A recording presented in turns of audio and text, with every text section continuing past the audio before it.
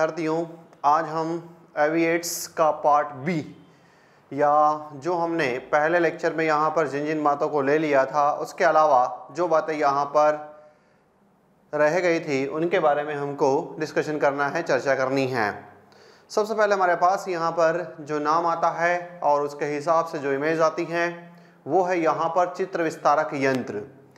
चित्र विस्तारक यंत्र का नाम से ही हम जस्टिफाई कर सकते हैं कि ये जो हमारे पास अगर कोई पिक्चर छोटा होगा तो उस छोटे पिक्चर को कहीं ना कहीं ये बड़े रूप में करता हुआ दिखाई देगा। तो उसने कहा कि इसमें छोटे छोटे जो चित्र हों, मानचित्र हों, पोस्टर हों या पुस्तक के पृष्ठों को कमरे में अंधेरा करके चित्रपट अथवा पर्दे पर इनको दिखाया जाता है। तो हमारे लिए तो यहाँ पर काम की बात ये आ गई कि ये जो चित्र हो या मानचित्र हो या फिर आपके पास पोस्टर हो, इनको क्या करना है, तो इनको यहाँ पर पर्दे पर दिखाना है। और किस रूप में दिखाना है, तो उसने कहा कि बड़ा करके दिखाना है। तो मेरे हिसाब से आप इसमें यहाँ पर एक काम ही कर सकते हैं कि आप अपना जो है इसमें इसके नाम को याद रखें और नाम जो है यहाँ पर बताने में सक्षम है। नाम जो है वो बताने में सक्षम है कि इस जो आपके पास यहाँ पर शैक्षणिक सहायक सामग्री है इसका उपयोग या यूटिलिटी आपके पास यहाँ पर क्या है। ठीक है, फिर यहाँ से हम आगे की तरफ अगर चलें तो अगला नाम आता है अपने पास यहाँ पर फिल्म प्रोजेक्टर। फिल्म प्रोजेक्टर में आपके पास यहाँ पर इस रूप में जो है वो इसका पिक्चर या इमेज यहाँ पर आता हुआ दिखाई दे रहा है। तो इसमें यहाँ पर क्या है, तो उसने कहा कि इसके द्वारा सिनेमा घरों में या कभी कभी समाज में व्यक्तियों के आसपास फिल्में दिखाई जाती है। और ये जो है पहले आपने भी यहाँ पर बकायदा इसमें देखा होगा कि एक जो है स्ट्रिप या फिल्म जो है वो चलती रहती है और वो जो परत होती है वो सेलुलाइड की बनी होती है और उस पर आवाज़ और उस पर चित्र जो है वो अंकित होते हैं। और जब आवाज़ और चित्र अगर अंकित होते हैं तो उसकी सहायता से जो है ये लोगों कहीं ना कहीं दिखाई देता है। तो इसलिए हमारे पास यहाँ पर फिल्म प्रोजेक्टर के अंतर्गत मुख्य रूप से जिस बात पर हमको ध्यान देना है वो आपके पास यहाँ पर क्या है, तो सिनेमा घर में या समाज में व्यक्तियों को जब फिल्म दिखाना हो और वो फिल्म पर जो है आवाज़ और चित्र जब दोनों ही अंकित हों और फिर उसको जब पर्दे पर दिखाया जाता है तो उसको हम यहाँ पर जिस नाम से जानते हैं वो कहलाता है हमारे पास यहाँ पर फिल्म प्रोजेक्टर। अब फिर बात यही आती है कि क्या वर्तमान कॉन्टेक्स्ट में इनकी यूटिलिटी होती भी दिखाई देती है स्कूल या कक्षा में। तो आपको पता है कि इनसे कई अपग्रेड वाले जो है वो हमारे पास यहाँ पर टूल्स आ गए, इसलिए समय के सापेक्ष में इनकी रिक्वायरमेंट कम है। फिर आगे बढ़ते हैं तो अपने पास आता है मानचित्र वाला पॉइंट। तो उन्होंने कहा कि क्या मानचित्र की भी कक्षा में ज़रूरत पड़ती है, तो आंसर है यस। जो मानचित्र होता है उसकी सहायता से अगर हमको यहाँ पर भौगोलिक एरिया या ऐतिहासिक घटनाओं के बारे में जब अगर हमको बताना होता है तो उसके लिए कहीं ना कहीं मानचित्र का सहारा लिया जाता है। अब वो देखना पड़ेगा कि कक्षा का लेवल क्या है, हम प्राथमिक लेवल की कक्षाओं की बात करें या हम माध्यमिक लेवल की कक्षाओं की बात करें या उच्चतर लेवल की कक्षाओं की बात की जाए, तो उसके कॉन्टेक्स्ट में या हायर एजुकेशन में हम खड़े हों तो उसके कॉन्टेक्स्ट में आपके पास यहाँ पर डिफरेंट वे में ये वाली बात जो है कहीं ना कहीं आती हुई दिखाई देती है। तो इसलिए वर्तमान परिप्रेक्ष्य में अगर आप जाते हो तो आपको यहाँ पर स्कूलों में जैसे सोशल साइंस का टीचर हो, जियोग्राफी पढ़ाना हो, इतिहास पढ़ाना हो, तो कहीं ना कहीं वो मैप का सहारा लेता हुआ दिखाई देता है। फिर उसके बाद में बात आती है चार्ट की। तो ये कहा जाता है कि ये आपके पास यहाँ पर टीचरों का कमाल का काम है ये, और बढ़िया तरीके से जो है वो कम से कम लागत में बेहतर तरीके से जो है इनको तैयार कर सकता है। आप चार्ट में भी उसको वहाँ पर जो है किस प्रकार का बनाना है, क्या ट्री चार्ट बनाना है। अगर ट्री चार्ट आपके पास यहाँ पर बनता हुआ दिखाई दे तो ये जो है आपके पास इस रूप में जो है वो यहाँ पर ट्री चार्ट बना ले। क्या उसको जो है यहाँ पर फ्लो चार्ट बनाना है, तो ये फ्लो चार्ट जो है इस प्रकार से यहाँ पर सामग्री को दर्शा सकता है। क्या उसको जो है वो टेबल वाला चार्ट बताना है, अर्थात कोई टेबल बताना है और उस टेबल की सहायता से क्या उसको कंटेंट जो है वो बताने की जरूरत पड़ रही है। तो जब आदि प्रकार की विषय वस्तु को शिक्षक को ये लगता है कि इस विषय वस्तु को इस माध्यम से जो है यहाँ पर विद्यार्थियों के समक्ष प्रस्तुत की जा सकती है या बताया जा सकता है, तो वो टाइटल आपके पास यहाँ पर होता है चार्ट। और ये देखना पड़ेगा कि वहाँ भी कक्षा का लेवल क्या है। अब एक बात यहाँ पर और भी कि जब अगर टीचर चार्ट अगर बनाता है, तो इस पर लिखे गए शब्द वो इस प्रकार के होना चाहिए कि कक्षा के आखिरी पंक्ति में बैठा हुआ विद्यार्थी भी जो है उसको बढ़िया तरीके से देख पाए। क्योंकि नहीं तो कभी कभी क्या होता है कि टीचर के द्वारा जैसे चार्ट बनाया और यहाँ पर जो है ये इस प्रकार से शब्द लिख दिया। अभी इस प्रकार से अगर शब्द लिखोगे तो क्या आखिरी के विद्यार्थी को दिखाई दे रहा है? तो आंसर आता है नहीं। तो इसलिए यहाँ पर कई बार एग्जामिनेशन पॉइंट ऑफ व्यू से ये प्रश्न बड़ा इंपॉर्टेंट हो जाता है कि जो चार्ट के ऊपर जो शब्द लिखे हुए होंगे कैसे होने चाहिए, वो विजिबल होने चाहिए और कक्षा के आखिरी विद्यार्थी तक दिखाई देना चाहिए। फिर यहाँ पर चार्ट पर कलर कॉम्बिनेशन का भी बड़ा महत्व है, मतलब कौन सा कलर यहाँ पर लिया जाए जो कि वहां पर सारे विद्यार्थी जो है उसको बड़े तरीके से वहां पर देख पाए। तो ये बातें जो है आपके पास चार्ट को बनाने के दौरान। फिर एक बात कि जब अगर हमारे पास यहाँ पर चार्ट अगर बनता है तो क्या चार्ट में, जैसे मान लो अगर हमारे पास ये चार्ट है तो इस कॉन्टेक्स्ट में आपको ये जो आइट साइड वाला जो पॉइंट होता है, क्या 1.5 इंच के मार्जिन है, ये जो है आपके पास यहाँ पर इसमें छोड़ना चाहिए या नहीं छोड़ना चाहिए, ये बात भी जो है इसमें यहाँ पर इंपॉर्टेंट हो जाती है। तो चार्ट के कॉन्टेक्स्ट में ये 2-3 बातें कि इसके कंटेंट के अलावा कि हाँ ठीक है इतने प्रकार की कंटेंट्स के लिए ये यूटिलिटी होती है इसकी। फिर एक बात और कि जब अगर आप चार्ट बनाओगे तो पता चला कि आपने एक शीट पर बना लिया, जब आपने गए यहाँ से इसको पूरा ऐसे गोल बना करके ले गए थे, अब उसको लगाने लगा तो पता चला वहाँ पर जो है वो कील नहीं है। चलो पता चला कील भी है, आपने उसमें धागा लगा लिया, पर वो जो है जैसे ही आप लगाते हो तो फिर इकट्ठा हो जाता है। तो इसमें यहाँ पर ये ध्यान रखना पड़ेगा कि एक जो है वो छोटी सी लकड़ी यहाँ पर और एक जो है वो छोटी सी लकड़ी जो है वो यहाँ पर क्या आपको लगानी चाहिए? तो आंसर आता है कि यस, ये जो है आपको कहीं ना कहीं उसमें लगाने की आवश्यकता महसूस होगी, तब जा करके एक प्रॉपर तरीके से जो है वो आपका कक्षा कक्ष में यहाँ पर चार्ट को आप बढ़िया तरीके से यूटिलाइज कर सकते हैं। ठीक है, तो ये चार्ट के संदर्भ में आप बातें ध्यान रखिएगा। फिर आता है हमारे पास यहाँ पर बुलेटिन बोर्ड, नाम ही है बुलेटिन और फिर ऊपर से यहाँ पर बोर्ड। तो इसमें यहाँ पर जब बुलेटिन अगर बोर्ड की हम बात करें तो उसने ये कहा कि बुलेटिन बोर्ड का मतलब क्या? तो उसने कहा कि इसका उपयोग दृश्य सामग्री के रूप में होता है। सही बात है, क्योंकि यहाँ पर श्रव्य वाला कॉन्सेप्ट तो कोई है नहीं। यह इस प्रकार का बोर्ड होता है जिस पर सामग्री छात्रों के अवलोकनार्थ लगाई जाती है। यह छात्र जो है वो अवलोकन कर सके, छात्र जो है उस पर देख सके, बुलेटिन बोर्ड पर कोई उनके लिए इंफॉर्मेशन लगी हो। तो ये भी हम अगर आज स्कूलों में जाते हैं तो हर स्कूल में जो है वो आपको इस प्रकार के बोर्ड दिखाई देते हैं। आज अगर हम यहाँ पर स्कूलों में देखें तो ये इस प्रकार के बोर्ड जो है वो हमको कहीं ना कहीं दिखाई देते हैं। तो इसलिए इसमें यहाँ पर क्या, तो उसने कहा कि वह सामग्री जो विद्यार्थियों के अवलोकनार्थ या अवलोकन के लिए वहां पर रखी जाती है, उसको हम यहाँ पर जिस नाम से जानते हैं वो हमारे पास क्या कहलाते हैं? तो उनको जो है बुलेटिन बोर्ड के नाम से हम जानते हैं। फिर यहाँ से जब हम आगे बढ़े इसमें तो बात आती है फ्लैनेल बोर्ड की।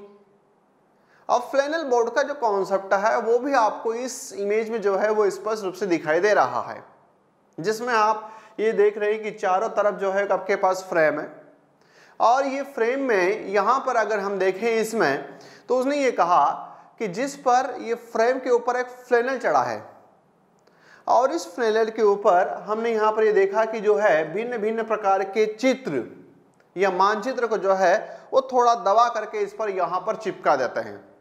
तो एक बात ये भी अच्छी होती है कि प्रॉपर तरीके से एक प्लेटफॉर्म मिल जाता है किसको, चित्र को लगाने के लिए, ताकि बार बार जो हमने वो चार्ट के कॉन्टेक्स्ट में वहां पर जो बातें देखी उसका सामना यहाँ न करना पड़े। तो ये हमारे पास यहाँ पर जो फ्लैनेल बोर्ड होते हैं इसमें यहाँ पर वही तथ्यों की तुलना करना हो, चित्रों को लगाना हो, प्रदर्शित करना हो, तो आदि के लिए जो है वो हम यहाँ पर कहीं ना कहीं फ्लैनेल बोर्ड का उपयोग करते हैं। क्या वर्तमान में ये भी हमें जो है वो स्कूलों में दिखाई देते हैं? तो आंसर आता है यस। फिर आता है आपके पास चाक बोर्ड या श्यामपट या ब्लैक बोर्ड, पर यहाँ पर अभी वर्तमान में जो है वो व्हाइट बोर्ड का भी कॉन्सेप्ट आता हुआ दिखाई देता है। चाहे आपके पास यहाँ पर ब्लैक बोर्ड हो चाहे व्हाइट बोर्ड हो, एक टीचर को कक्ष में इस बोर्ड पर काम कैसा करना चाहिए और इस बोर्ड पर काम करने के दौरान कौन कौन सी बातों का ध्यान रखना चाहिए, ये हमारे लिए सबसे पावरफुल प्रश्नों में से एक पावरफुल प्रश्न है। क्योंकि जब अगर हम यहां पर श्रव्य दृश्य सामग्री का क्लासिफिकेशन करते हैं तो दृश्य सामग्री का ये हिस्सा है, और इस हिस्से के साथ एक बात और है कि ये जो हमारे पास यहां पर ब्लैक बोर्ड वाला हिस्सा है ये अनिवार्य शैक्षणिक सामग्री है। कंपलसरी वाली में ये टाइटल जो है वो आपके पास यहां पर आता हुआ दिखाई देता है। अब इसमें यहां पर कौन कौन से जो बिंदु हैं जिनको हम यहां पर डिस्कस इस पर कर लें, तो उन्होंने कहा कि श्यामपट्ट का जो कार्य हो उस पर जो है वो स्पष्ट और आकार में बड़ा हो।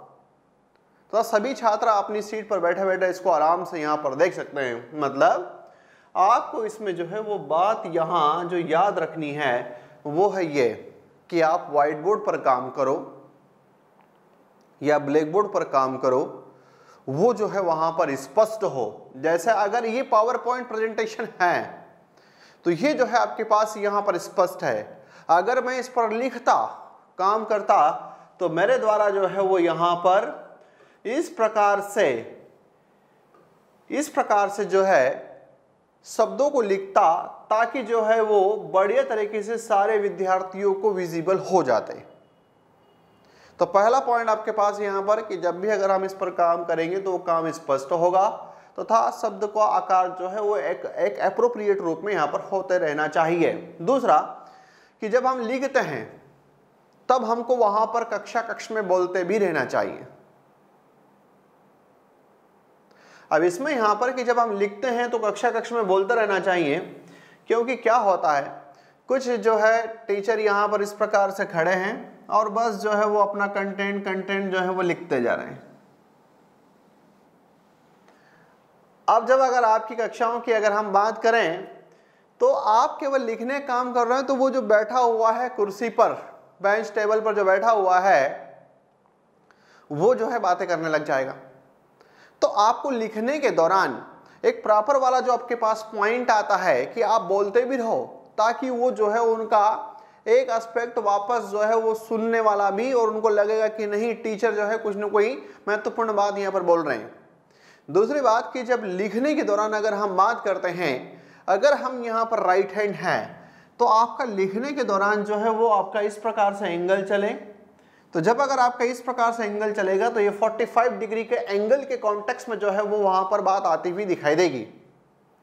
और इस 45 डिग्री एंगल का इंपॉर्टेंस ये है कि हाँ हम इस प्रकार से यहाँ पर इसमें खड़े नहीं हो गए, क्योंकि हम अगर इस प्रकार से रहेंगे तो ये रहेगा कि कहीं ना कहीं विद्यार्थियों को लगेगा कि जो है टीचर्स की निगाह हमारे तरफ आती हुई दिखाई दे रही है। फिर तीसरा पॉइंट यहाँ पर कि ग्राफ चित्र तालिकाओं के लिए रंगीन चाक का प्रयोग करना चाहिए। जैसे मान लो पर्यावरण का चैप्टर है, अब वहां पर जो है पर्यावरण के उसमें कोई चित्र बनाना है, अगर यहां पर ग्राफ बनाना है तो अलग अलग कलर की पेंसिल, जैसे मान लो अगर मैं कोई चित्र बना रहा हूं या ग्राफ बना रहा हूं तो मैं यहां पर मैंने जो है पहले इस प्रकार का पॉइंट लिया, तो दूसरे उसमें जो है वो मैं यहां पर इस प्रकार का पॉइंट ले लूं, फिर जो है वो तीसरे इसमें यहां पर इस प्रकार का पॉइंट ले लूं। तो ये जो मेरे पास स्थिति अगर आती हुई दिखाई देगी, तो उसने कहा कि एक टीचर को कक्ष में रंगीन चाक का उपयोग करना चाहिए। यदि उसके पास व्हाइट बोर्ड होगा तो उसको लाल कलर का पेन, नीला कलर का पेन, ब्लैक कलर का पेन, इन तीनों पेन के कॉम्बिनेशन से जो है उस पर लिखते रहना चाहिए। ध्यान से सुनना, ये सारी ही बातें आपको प्रश्न में वहां पर किस रूप में आ जाएगी वो आपको भी नहीं पता है, ठीक है, क्योंकि इसके बाद जो है इससे संभावित प्रश्न कौन कौन से हो सकते हैं उस पर मैं चर्चा करूंगा। फिर यहाँ पर श्यामपट्ट पर केवल मुख्य बिंदुओं को ही लिखना चाहिए। कभी कभी क्या होता है कि ये जो व्हाइट बोर्ड या जो ब्लैक बोर्ड है उसको इतना भर देते हैं कि जिसका कोई हिसाब किताब नहीं है। तो उसने कहा कि यहाँ पर आपका क्या रहेगा, तो उसने कहा टीचिंग पॉइंट रहेंगे, शिक्षण बिंदु। यदि आपको आवश्यकता लगती है तो कुछ बातें जो है वो लिखी जा सकती है। फिर एक बात और है कि थोड़ा सा यहाँ पर कक्षा का लेवल भी देखना पड़ेगा कि हम कौन सी कक्षा में खड़े हैं। हो सकता है कि अगर आप प्राथमिक लेवल की कक्षाओं में खड़े हैं तो कुछ चीजें उस पर लिखनी पड़ सकती है शिक्षण बिंदु के अलावा भी, क्योंकि आपने कोई पॉइंट बोला कि शब्द बोला आपने और उस शब्द का उच्चारण लिखने में यदि विद्यार्थी अगर उसका जो है आपने बोला और उसको लिखने में सक्षम नहीं है, तब जाकर के जो है वो यहाँ पर आपको क्या करना पड़ेगा, उसको नोट डाउन करना पड़ेगा। तो शिक्षण बिंदु के साथ मुख्य बिंदु और छोटी कक्षाओं में हो सकता है तो थोड़ी सी बड़ी कक्षाओं के मुकाबले यहाँ पर सामग्री ज्यादा लिखनी पड़ सकती है। फिर आता है कि अध्यापक को श्यामपट्ट कार्य करते समय सही स्थिति में खड़ा रहना चाहिए, और सही स्थिति का जो है मैंने वो आपको आकलन यहाँ पर एक तरीके से कर दिया कि ये इस रूप में हो। अब मैं अगर यहाँ पर इस प्रकार से ऐसा लिखता जाऊं तो ये तरीका सही है, आंसर है 9। अगर मेरा ये वाला होता, ये वाला अगर हैंड होता और जब अगर मुझे यहाँ पर लिखना होता तो मेरे लिए जो है वो यहाँ पर बेस्ट स्थिति है, लेकिन मैं यहाँ पर लेफ्ट हैंड नहीं हूँ, मैं राइट हैंड हूँ। अगर राइट हैंड हूँ तो मेरा लिखने का जो तरीका रहेगा वो जो है आपके पास यहाँ पर इस रूप में जाता हुआ दिखाई देगा, अर्थात मेरे को जो है लिखने के लिए इस ढंग से यहाँ पर खड़ा होना होगा, ये वाला जो है वो आपके पास नहीं। ठीक है, फिर यहाँ से आगे बढ़े तो उसने कहा कि श्यामपट्ट को बाएं से दाएं की और साफ करना चाहिए। साफ करने का भी तरीका है, बाएं से दाएं क्यों कहा उसने, जैसे ये वाला हिस्सा है तो ये जो है आपके पास राइट हैंड है, ये आपके पास लेफ्ट हैंड है, जो लेफ्ट हैंड है वो बायां कहलाता है। उसने ऐसा क्यों कहा कि बाएं से दाएं की तरफ जो है वो आपको साफ करना चाहिए, क्योंकि जब अगर आप लिखते हो तो आपने ये लाइन अगर लिखी तो ये लाइन पहले आपने इस रूप में लिखी ना, इसको यहाँ तक, फिर जो है आपने सेकंड वाली लाइन जो है फर्स्ट ये लिखी, सेकंड ये लिखी, तो सेकंड जो है वो आपने यहाँ से यहाँ तक लिखी, फिर जो है वो आपने थर्ड लिखी, थर्ड जो है वो यहाँ से यहाँ तक लिखी। अब पता चला कि आपका बोर्ड भर गया, आपने जो है इसको यहाँ पर साफ कर दिया, इसको साफ कर दिया और आपने जो है ध्यान भी दिया और आपने ये मार दिया, ऊपर से नीचे वाला पॉइंट मार दिया। तो ऐसी स्थिति में यहाँ पर क्या होगा कि ये वाला जो है लाइन विद्यार्थियों ने अभी लिखी थोड़ी है, अभी तो वो लिख रहे हैं। इसलिए जो है आपको यहाँ पर कि पहले अगर आपको साफ करना पड़ा तो सबसे पहले जो है आपने ये इस लाइन को सबसे पहले आपने साफ किया। तो ये है कि आपका जो लिखने का ट्रेंड था उसी बिहाव पर आपको वो साफ करने के लिए कह रहा है कि आपको व्हाइट बोर्ड हो या ब्लैक बोर्ड हो, उसको साफ आप बाएं से दाएं करें। ये यहाँ पर एक महत्वपूर्ण एग्जामिनेशन पॉइंट ऑफ व्यू से प्रश्न जो आ चुका है। फिर यहाँ पर छात्र श्यामपट्ट कार्य को अपनी कॉपी पर किस प्रकार उतारें, इस संबंध में भी अध्यापक जो है वो निर्देश देता रहे। ऐसा नहीं हो कि जिस समय यहाँ पर टीचर लिख रहा हो तो विद्यार्थी बैठा हुआ। जैसे मान लो यहाँ पर इस प्रकार से हमने अगर लिखना स्टार्ट किया तो टीचर जैसे जैसे आगे बढ़ेगा तो उस कॉन्टेक्स्ट में यहाँ पर विद्यार्थी भी तो उसको लिख सकता है जो पीछे की तरफ जो कंटेंट जा रहा है। फिर यहाँ पर श्यामपट्ट पर लिखने की गति धीमी नहीं होनी चाहिए, मतलब ऐसा नहीं हो कि जैसे अगर आपने वो लिखना है तो यहाँ पर ये लिख दिया, फिर ये लिखा, फिर जो है वो आगे पीछे यहाँ पर देख रहे हैं और फिर लिखा आपने।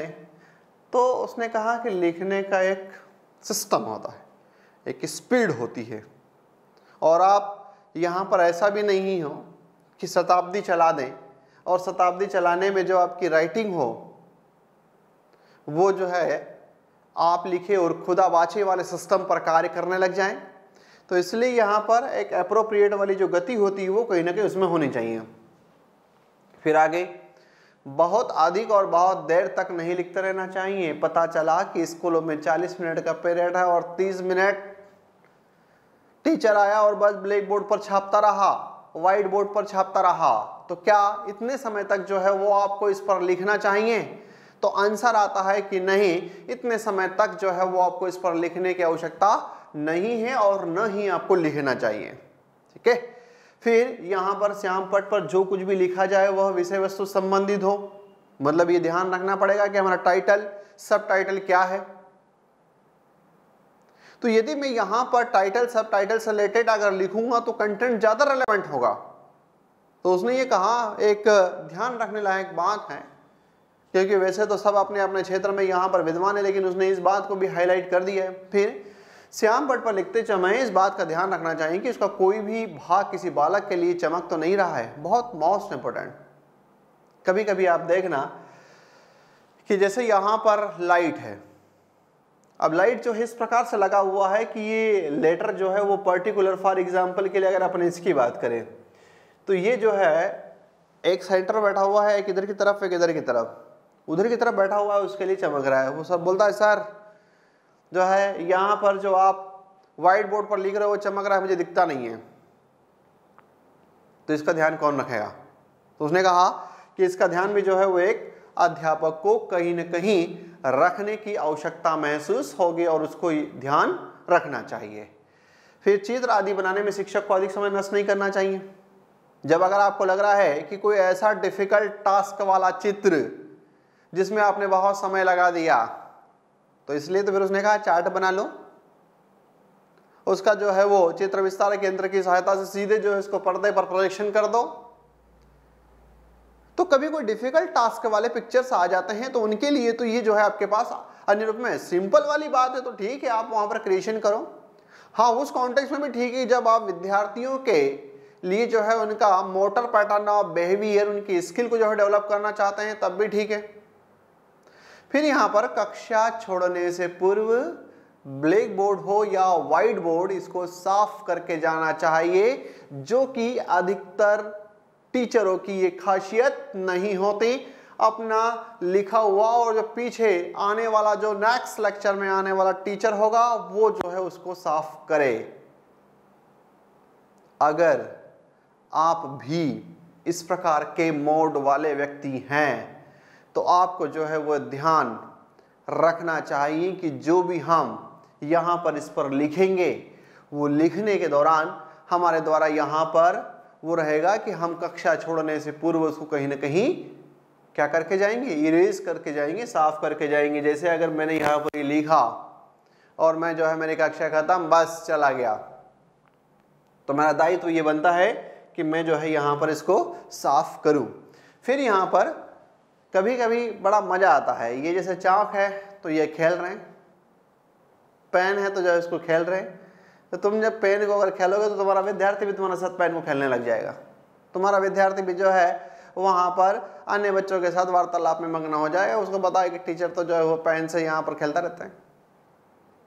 फिर यहाँ पर कभी कभी ये होता है कि जैसे मान लो मैंने अगर इस पर लिखा, अब मेरे को लिखने के दौरान जैसे ये यहाँ पर टाइटल है तो इस पर आवाज़ आई, तो उसने कहा कि टीचर इस बात का ध्यान दे अगर चौक से लिख रहा है तो। जब व्हाइट बोर्ड के कॉन्टेक्स्ट में खड़ा है तो ये चीज़ें ज़्यादा मायने नहीं रखती, लेकिन जब अगर आप ब्लैक बोर्ड के कॉन्टेक्स्ट में खड़े हैं तब जो है वहाँ पर लिखने के दौरान चौक की आवाज़ आती है, तो फिर चौक का जो है वो कॉर्नर वाला पॉइंट तोड़ते हैं और फिर से जो है उसमें वापस लिखना स्टार्ट करते हैं। फिर से जो है लिखना स्टार्ट करते हैं तो उसमें जो है फिर किसी प्रकार की कोई दिक्कत नहीं आती और न ही जो है वो आवाज़ आती। तो ये जो है कि मान लो मैंने अभी यहाँ पर कक्षा छोड़ दी, अब जैसे ही मैंने यहाँ पर अगर कक्षा छोड़ दी तो मेरा जो है ये पूरी तरीके से यहाँ पर जो बोर्ड है वो मैंने साफ कर दिया, मैंने जो है वो यहाँ पर साफ कर दिया। अब आगे आने वाला जो टीचर होगा उस आगे आने वाले टीचर के लिए जो है वो पूरी तरीके से यहाँ पर उसको कैसे मिला, साफ मिला, तो उसके लिए बढ़िया रहेगा। ठीक है, अब हम यहाँ से नेक्स्ट लेक्चर में जो है वो आगे वाली बात इसमें जो है वो करेंगे। जय हिंद।